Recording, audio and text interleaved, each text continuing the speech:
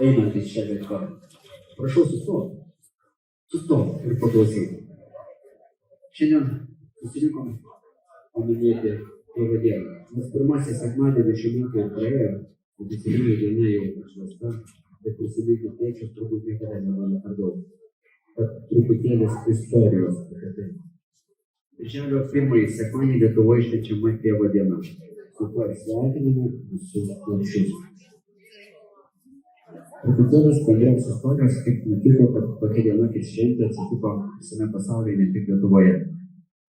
Tėvo diena pradėti švęsti 1909 metais Spokane, Vašingtone, Jungtinėse Amerikos valstijose.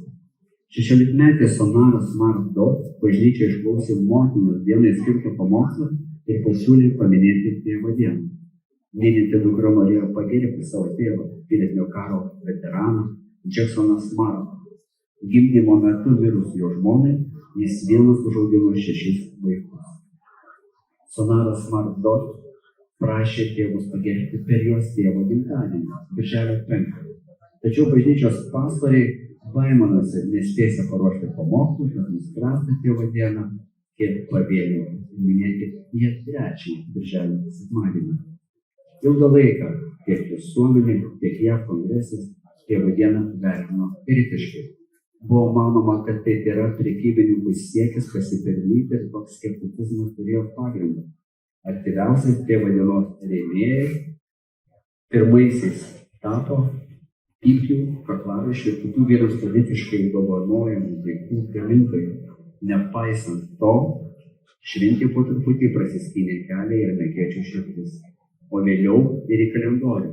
1972 metais Tėvo diena paskelbta valstybinė šventė. O tuo tarpu Lietuvoje motinos diena įsitvirtino pakankamai anksti ir be didelių sunkumų.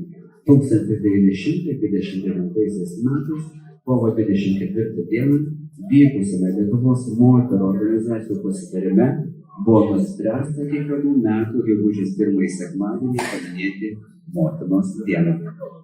Tarpukariu siekti išpopuliarinti ir Tėvo dieną.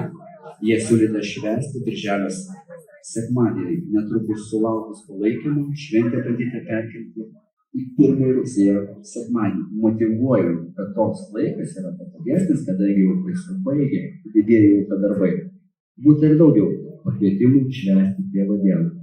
Tačiau aktyviau ją imta minėti atkūrus nepriklausomybę. O valstybinė šventė Tėvo diena pripažinta tik 2009 metais. Tad minime šią dieną 1 birželio sekmadienį. O šiandien kviečiame jūs, mėlieji gatvės praeiviai, stabtelti akimirkai, susimastyti apie savo tėčius ir paskaityti eilėraštį skirtą tėčiai. Jums patiems kurti nereikės.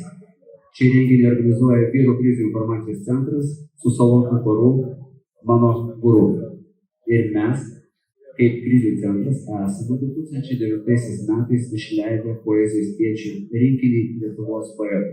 Tad jums bereikia tik stabtelti, prisiminti tėtį, pavartyti mūsų knygelę, pasirinkti jums patikusį eilėraštį ir paskaityti kartu su mumis.